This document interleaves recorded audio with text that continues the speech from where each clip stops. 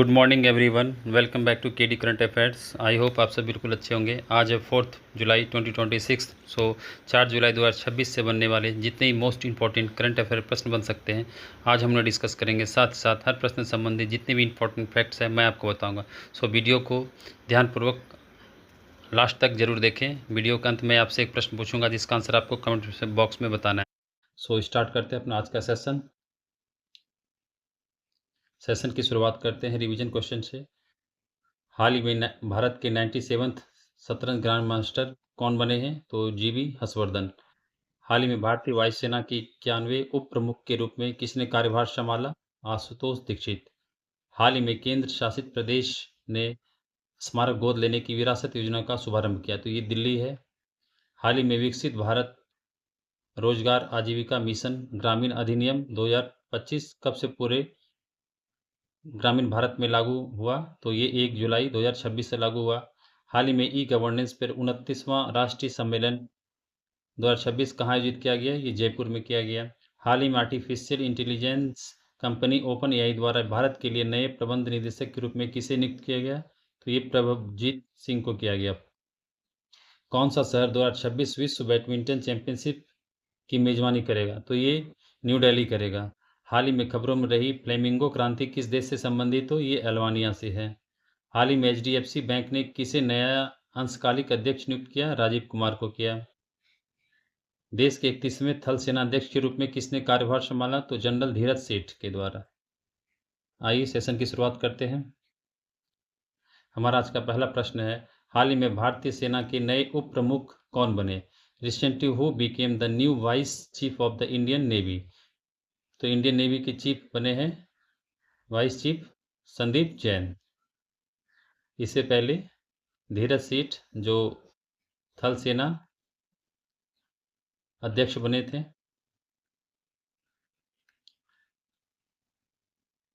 अजय कोचर जो नौसेना के उप प्रमुख बने, नौसेना उप प्रमुख। आशुतोष दीक्षित ये वायुसेना के उप प्रमुख बने हैं।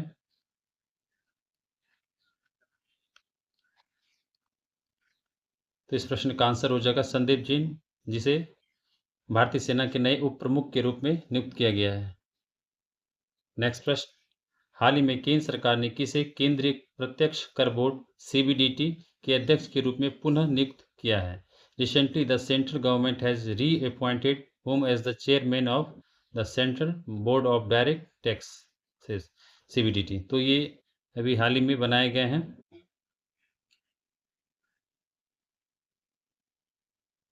रवि अग्रवाल को। अशोक कुमार लारी जो नीति आयोग के उपाध्यक्ष बने हैं, ये नीति आयोग के उपाध्यक्ष बने हैं। राजेश कुमार सिंह जो DRDO के चेयरमैन बने हैं। महेश दीक्षित जो IB इंटेलिजेंस ब्यूरो के प्रमुख नियुक्त किया गया है। आइए CBDT के बारे में जानते हैं। CBDT CBDT की स्थापना जो हुई थी, CBDT की स्थापना यहीं पे कर लेते हैं।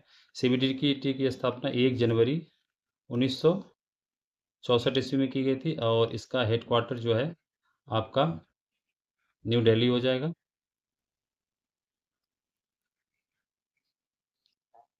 आइए देखते हैं नेक्स्ट प्रश्न, हाल ही में RBI ने किसे कार्यकारी निदेशक के रूप में नियुक्त किया है? Recently who has been appointed as the executive director by RBI? तो अभी किसे नियुक्त किया गया है? तो ये रविशंकर को RBI के द्वारा कार्यकारी निदेशक के रूप में नियुक्त किया गया है। अच्छा, नीलकंठ मिश्रा ये कौन है? ये वर्ल्ड बैंक में एग्जीक्यूटिव डायरेक्टर नियुक्त किए गए हैं भारत के। रवि अग्रवाल जो FATF के उपाध्यक्ष बने हैं। इसके अलावा रोहित जैन जो RBI के डिप्टी गवर्नर बने हैं। अच्छा, आरबीआई की बात हो रही है, तो आरबीआई की जो स्थापना हुई थी, इसकी स्थापना कब हुई थी? आरबीआई की स्थापना 1 अप्रैल 1935 ईस्वी में की गई थी। और ये किस एक्ट के द्वारा? आरबीआई एक्ट 1934 एक्ट के द्वारा। और आयोग था आपका Hilton young commission.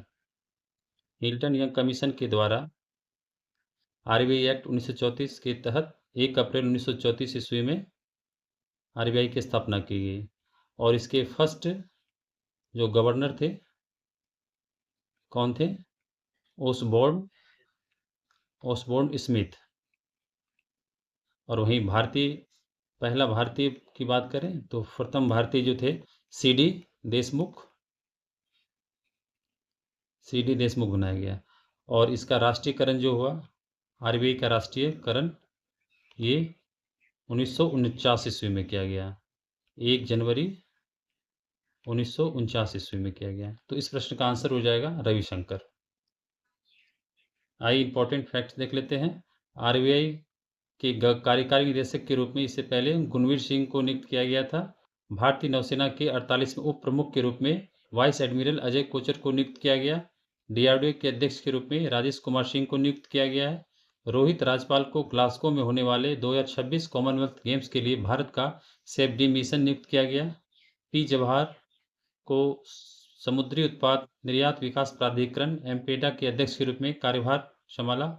Mahesh Dixit, जिसे इंटेलिजेंस ब्यूरो का प्रमुख नियुक्त किया गया। एन विजन को इसरो के लिक्विड प्रोपोर्शन सिस्टम सेंटर का नया महानिदेशक नियुक्त किया गया। नीलकंठ मिश्रा को विश्व बैंक का कार्यकारी निदेशक नियुक्त किया गया है। नेक्स्ट प्रश्न, हाल ही में इस्पात मंत्रालय के द्वारा किसे प्रतिष्ठित मिनी रत्न श्रेणी फर्स्ट का दर्जा प्रदान किया गया है? Recently who has conferred the prestigious mini Ratna category first status by the ministry of steel? तो अभी हाल ही में मेकॉन लिमिटेड को इस्पात मंत्रालय के द्वारा प्रतिष्ठित मिनी रत्न श्रेणी फर्स्ट का दर्जा दिया गया है। अच्छा, CPCL Chennai petroleum corporation limited को भारत का 28वां नवरत्न का दर्जा दिया गया। और garden rich ship builders engineers limited को भारत का 29वां नवरत्न कंपनी का दर्जा दिया गया है। मेकॉन इंडिया लिमिटेड, जिसकी स्थापना 1959 ईस्वी में की गई थी central engineers and design bureau के रूप में। और पहले इसे इसका नाम था metallurgical and engineering consultant limited. और मिनी रत्न का दर्जा जो दिया जाता है भारत सरकार के द्वारा, इसके लिए क्या चाहिए? इसका दर्जा पाने के लिए इसे पिछले 3 सालों का पिछले 3 लगातार वर्षों में जो है शुद्ध मुनाफा कमाना होगा। इसके बाद ही इसे मिनी रत्न का दर्जा दिया जाता है कैटेगरी फर्स्ट में। और मिनी रत्न श्रेणी जो इसकी शुरुआत की गई थी, मिनी रत्न की शुरुआत जो की गई थी गवर्नमेंट ऑफ इंडिया के द्वारा, ये की गई थी 1997 ईस्वी में। एक विशेष श्रेणी है। आइए देखते हैं नेक्स्ट प्रश्न, डूरंड कप फुटबॉल टूर्नामेंट के 135वें संस्करण की शुरुआत किस शहर से होगी? The 135th edition of the Durand Cup football tournament will begin from which city? तो ये किया जाएगा कोलकाता शहर से। 135वें संस्करण की शुरुआत किया जाएगा डूरंड कप की। अच्छा, डूरंड कप की जो स्थापना हुई थी, इसकी स्थापना कब हुई थी? तो इसकी स्थापना आपका 1818 ईस्वी में इसकी स्थापना की गई थी। और ये पहले शिमला में इसकी स्थापना की गई थी। और ये जो है डूरंड कप फुटबॉल टूर्नामेंट जो एशिया का सबसे पुराना फुटबॉल टूर्नामेंट है और विश्व का तीसरा फुटबॉल टूर्नामेंट है। एशिया का सबसे पुराना फुटबॉल टूर्नामेंट। ठीक है। अच्छा, और जो 135वें संस्करण की शुरुआत जो किया जाएगा, इसके तहत जो है कितने शहरों में किया जाएगा? इसके अलावा 4 शहरों में भी किया जाएगा, जिसमें से रांची में पहली बार आयोजन किया जाएगा, पहली बार, तो रांची हो गया। इसके अलावा गुवाहाटी, गुवाहाटी हो गया, और शिलांग, इसके अलावा आपका इम्फाल हो जाएगा। तो डूरंड कप फुटबॉल टूर्नामेंट का जो आयोजन किया जाएगा, कोलकाता, गुवाहाटी, शिलांग, इम्फाल और रांची में भी किया जाएगा। रांची में ये पहली बार किया जाएगा। इस पे मुख्य रूप से 24 टीमें हिस्सा लेगी। अच्छा, ये 135वें संस्करण हो रहा है। इससे पहले जो 134वें संस्करण हुए, उसके विजेता आपको बताना है, विजेता कौन है। ठीक है, आइए देखते हैं। और इसका जो आयोजन किया जाएगा जुलाई में 25 जुलाई से अगस्त 23 तक किया जाएगा। नेक्स्ट प्रश्न, आइए देखते हैं इंपॉर्टेंट फैक्ट्स खेल से संबंधित। भारत के चंडीगढ़ में जो है 2027 एशियाई रिले और पुरी में 2028 एशियाई इंडोर चैंपियनशिप की मेजबानी करेगा। क्रिकेट एसोसिएशन ऑफ बंगाल ने अशोक डिंडा को महत्वाकांक्षी विजन 2028 का कार्यक्रम तथा तेज गेंदबाजी कोच नियुक्त किया है। जर्मनी के सुहेल में आयोजित ISSF जूनियर विश्व चैंपियनशिप में भारत ने शीर्ष स्थान हासिल किया है। भारत ने रिकॉर्ड 6ठी बार सैफ महिला चैंपियनशिप 2026 का ट्रॉफी जीता है। चेन्नई के 22 वर्षीय शतरंज खिलाड़ी जो हर्षवर्धन जीबी भारत के 97वें नंबर के शतरंज ग्रांड मास्टर बने हैं।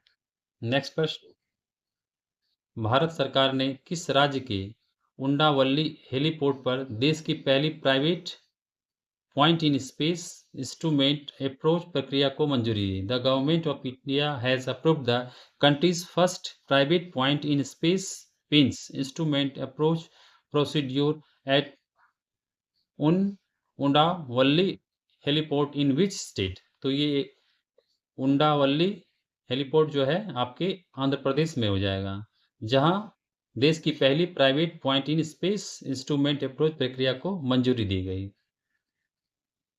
महाराष्ट्र में कंप्रेस्ड बायोगैस पॉलिसी 2026 को मंजूरी दी गई। इसके अलावा लो एमिशन जोन बनाया जा रहा है भारत का पहला। केरलम जो प्रोजेक्ट जीरो की शुरुआत किया गया है भ्रष्टाचार को खत्म करने के लिए। इसके अलावा ऑपरेशन हॉक की शुरुआत की गई। आइए नेक्स्ट इंपॉर्टेंट फैक्ट्स देख लेते हैं। भारत के पहले स्वायत्त समुद्री जहाज निर्माण और प्रणाली केंद्र का शिलान्यास जो नेल्लोर आंध्र प्रदेश में किया गया। आंध्र प्रदेश सरकार के द्वारा 13,000 करोड़ के मशरूम मिशन को लॉन्च किया गया। गुंटूर नगर निगम आंध्र प्रदेश जो लैंगिक समानता संवर्धन जेम पुरस्कार 2026 जीता। भारत की पहली निजी मरीन गैस टरबाइन सुविधा का शुभारंभ जो है आंध्र प्रदेश विशाखापट्टनम में स्थापित किया गया। जून 2026 में एपीडा ने भारत से सिंगापुर तक आंध्र प्रदेश राज्य के प्रीमियम बेगनपल्ली आम की किस्म की पहले वाणिज्यिक समुद्री शिपमेंट की सुविधा प्रदान की। भारत का पहला स्वदेशी stratospheric super balloon pressure balloon जो विस्टा है विजयवाड़ा आंध्र प्रदेश में लॉन्च किया गया। नेक्स्ट प्रश्न, विश्व खेल पत्रकार दिवस प्रतिवर्ष कब मनाया जाता है? When is world sports journalist day celebrated every year?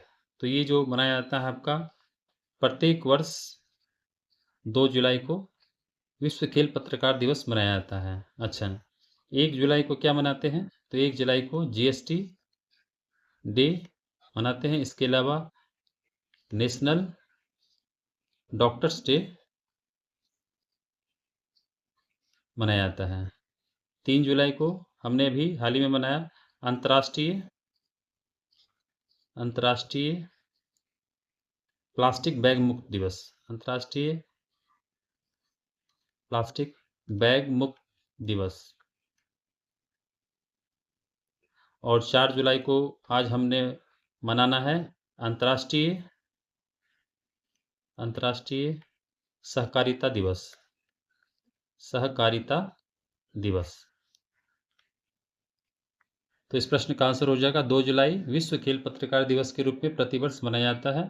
Next प्रश्न, हाल ही में किस राज्य सरकार ने गहरे समुद्र में मछली पकड़ने के लिए मिशन को मंजूरी दी है? Recently which state government has approved the deep sea fishing mission?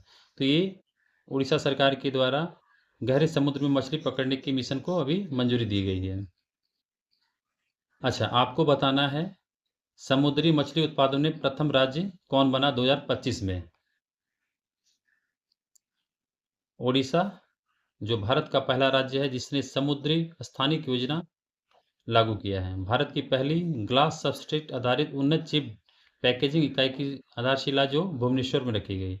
Odisha राज्य सरकार ने सरकारी काम के लिए इलेक्ट्रिक वाहनों को उपयोग को अनिवार्य कर दिया। ओडिशा ने बोमकाई बुनाई को पुनर्जीवित करने का अभियान शुरू किया है। नेक्स्ट प्रश्न, 54वीं वर्ल्ड रोइंग चैंपियनशिप 2026 का आयोजन कहाँ किया जाएगा? Where will the 54th world rowing championship 2026 be held? तो ये एम्स्टर्डम में आयोजित किया जाना है जहां 54वीं वर्ल्ड रोइंग चैंपियनशिप 2026 का आयोजन होगा। अच्छा, ग्लासगो में कॉमनवेल्थ गेम्स 2026 का आयोजन किया जाएगा। अच्छा, आपको बताना है कॉमनवेल्थ गेम्स 2026 में भारत के सेफ डी मिशन किसे नियुक्त किया गया है? अच्छा, चंडीगढ़ में जो किया जाएगा, चंडीगढ़ में एशियाई रिले 2027 का आयोजन किया जाना है। अहमदाबाद में अभी हाल ही में फर्स्ट विश्व योगासन चैंपियनशिप का आयोजन किया गया जिसमें भारत पदक तालिका में प्रथम स्थान पर रहा। तो इस प्रश्न का आंसर हो जाएगा एम्स्टर्डम। नेक्स्ट प्रश्न, वर्ल्ड हाइड्रो पावर आउटलुक 2026 के अनुसार स्थापित जल विद्युत क्षमता में भारत को कौन सा स्थान मिला है? What is the rank of Indian installed hydro power capacity as per world hydro power outlook 2026? तो ये आपका 5वां रैंक पे है। जल विद्युत क्षमता में भारत का स्थान वर्ल्ड हाइड्रो पावर आउटलुक 2026 के अनुसार। अच्छा, और भारत में जल विद्युत उत्पादन क्षमता में जो प्रथम राज्य कौन सा राज्य हो जाएगा? आपका कर्नाटक। और वहीं भविष्य की बात करें तो ये अरुणाचल प्रदेश हो जाएगा, उभर रहा है ये अरुणाचल प्रदेश। अच्छा, आपको बताना है कि हाइड्रो पावर जल विद्युत उत्पादन की राजधानी के रूप में किस राज्य को जाना जाता है? आइए इंपॉर्टेंट फैक्ट देख लेते हैं। भारत जो 155 गीगावाट के साथ अमेरिका को पीछे करके विश्व का दूसरा सबसे बड़ा सौर ऊर्जा बाजार बन गया है। वैश्विक शांति सूचकांक 2026 में 163 देशों की सूची में भारत को 127वां स्थान मिला है। वहीं भारत ने एशिया प्रशांत क्षेत्र में चालन डेटा सेंटर क्षमता के मामले में दूसरा स्थान प्राप्त किया है। भारत दुनिया का सबसे बड़ा जहाज पुनर्चक्रण रिसाइकलिंग करने वाला देश बना है। QS world future skill index 2027 में भारत को 13वां स्थान प्राप्त हुआ है। नीति आयोग की ट्रेड वॉच क्वार्टरली रिपोर्ट के अनुसार 2025 में दुनिया के सबसे बड़े सेवा निर्यातकों की सूची में भारत जो है 28वें स्थान पर रहा 10.3% के तहत। अच्छा, पहले स्थान पे कौन सा देश है? वर्ल्ड हाइड्रो पावर आउटलुक 2026 के अनुसार जो जल विद्युत क्षमता मामले में जो है पहले स्थान पर जो रहा ये चीन रहा। और इसका कितना है? 446 गीगावाट के साथ।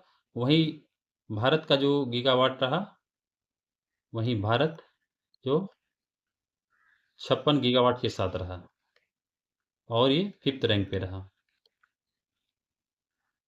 सो फ्रेंड्स, ये आज के सेशन का आखिरी प्रश्न था। आइए देखते हैं प्रीवियस क्वेश्चन ऑफ डे में जो हमने आपसे प्रश्न पूछा था। ये प्रीवियस हाल ही में प्रथम इंडियन एथलेटिक्स अवार्ड 2025 में best male athlete of the year का पुरस्कार किसे मिला? तो ये